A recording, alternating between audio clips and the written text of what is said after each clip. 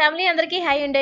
ఏంటి ఈ టైం కాడ వీడియో పెట్టింది అనుకుంటున్నారా? ఏం లేదబ్బా, ఈ ఊరగాయ మహత్యం గురించి చిన్న మాట చెప్దామని ఈ వీడియో తీశాను. ఏంటంటే 4 రోజుల నుంచి ఏకధీటిగా నాన్ వెజ్ అవుతుంది. ఒకరోజు కోడిగుడ్డు టమాటా, ఒక రోజు ఉలవచారు చికెను, ఒక రోజేమో చేపలు, ఇట్లా రోజు 4 రోజుల నుంచి నాన్ వెజ్ తిని తిని తిని బోరు కొట్టేసి ఈరోజు ఉదయం ఉలవచారు చేశాను. కానీ ఇప్పుడు వేడివేడి అన్నంలో ఈ ఊరగాయ పచ్చడి వేసుకొని తినాలనిపించింది. నిజమే అంటారా కాదంటారా?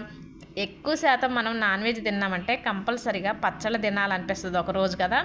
ఇప్పుడు నాకు అలాగే అనిపించి వేడివేడి అన్నంలో ఊరగాయ పచ్చడి వేసుకొని నెయ్యి వేసుకొని తింటుంటే మా వారు చూసి నాకు కూడా ఉలవచారు వద్దు, ఊరగాయ పచ్చడి నెయ్యి వేసి పెట్టి అన్నారనమాట. అంటే చూస్తే అలా అనిపించిద్దబ్బా, ఈ ఊరగాయ పచ్చడికి ఉన్న మహిమే అంత. నాన్ వెజ్ అయినా బోరు కొట్టింది కానీ ఈ ఊరగాయ పచ్చడి మాత్రం బోరు కొట్టదు. అవునంటారా కాదంటారా? ఇప్పుడు మీకు కూడా అనిపిస్తుంది కదా ఎమ్మటనే వేడి అన్నంలో ఊరగాయ పచ్చడి వేసుకొని తినాలని.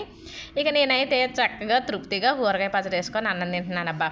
మేము ఎక్కువ శాతం పగలు 1-2 ఆ టైం అయిద్ది. అంటే టైం అంటూ ఉండదు పగలైతే, కానీ నైట్ మాత్రం కంపల్సరిగా 6:30 నుంచి 7 మధ్యలో భోజనం చేసేస్తాం. అలా చేయటం వల్ల ఆరోగ్యానికి మంచిదంట. మేము ఎక్కువగా అదే ఫాలో అవుతాం. 6:30-7 ఈ మధ్యలోనే అన్నం తినేస్తాం అనమాట వేడివేడిగా. ఇక అందరూ అన్నం తిన్నారో లేదో కామెంట్ చేయండి. మన ఫ్యామిలీ అందరికీ గుడ్ నైట్.